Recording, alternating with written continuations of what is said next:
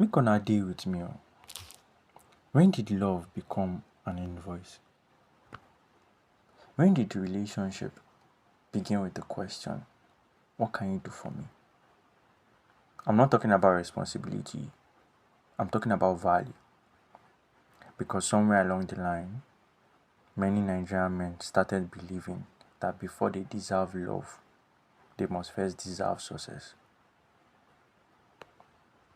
A job, a car, an apartment, a stable account balance.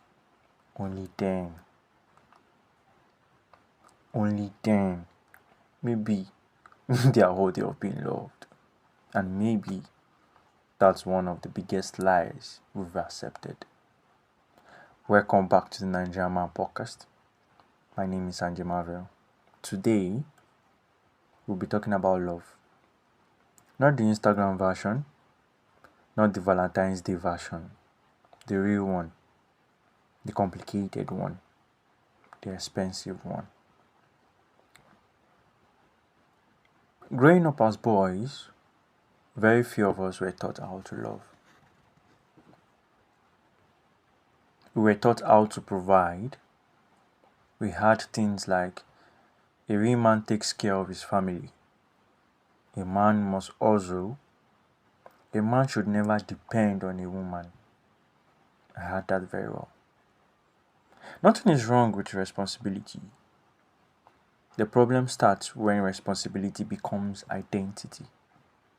Because if all you know is providing, then what happens when you can't? Does that suddenly make you less of a man? Many Nigerian men don't fear rejection. They fear being seen before they are financially successful. That's why some disappear from relationships. That's why some avoid commitment. That's why some convince themselves that they will only start dating when life is better. But funny thing about life is life keeps moving. The goalposts keep shifting.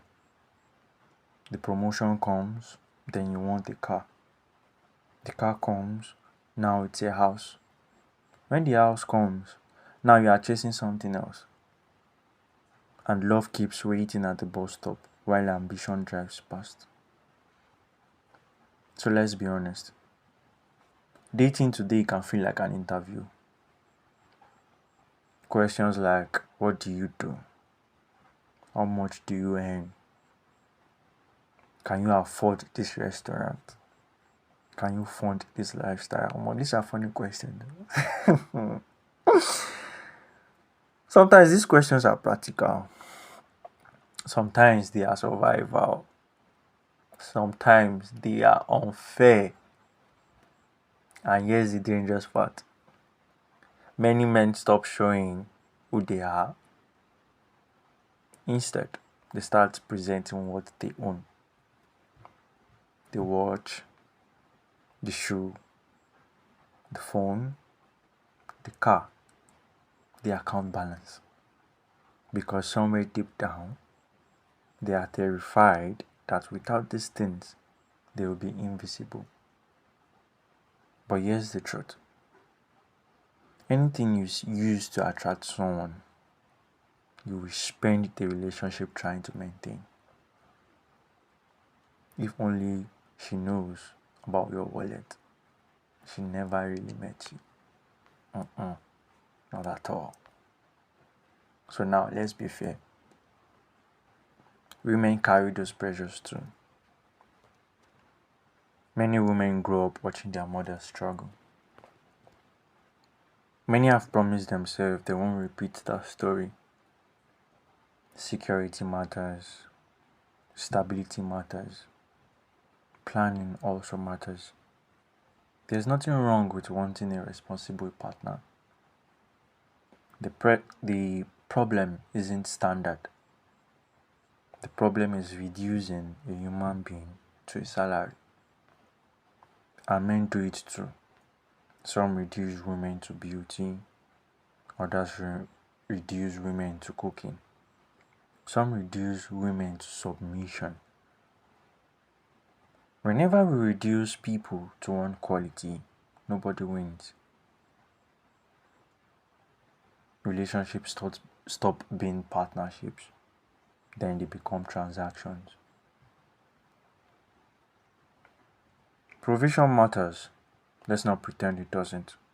The bills are real, rent is real, food is real, but so are peace, respect, communication, loyalty, patience, and character.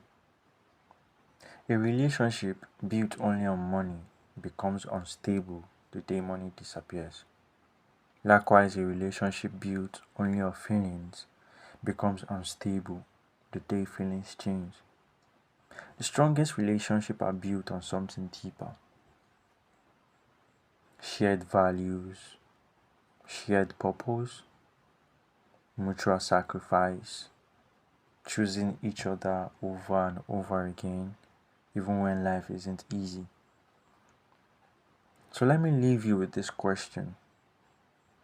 If tomorrow everything you want disappeared, who will still choose you? And another question. Would you still choose yourself? Would you still choose yourself? Because before another person believes you are enough, you have to stop measuring your worth only by what you provide. You are more than your paycheck, more than your possession, more than your productivity. You are still becoming, and that journey deserves patience, not perfection. Rome wasn't built in a day. So if this episode made you think, share it with someone who is carrying that silent pressure of trying to become successful enough before allowing themselves to be loved. Maybe they'll realize they are not alone. And maybe that's where healing begins. Thank you for spending this moment with me. I am Sanjay Marvel. This has been the Nigerian Man Podcast. Until next time, carry yourself well.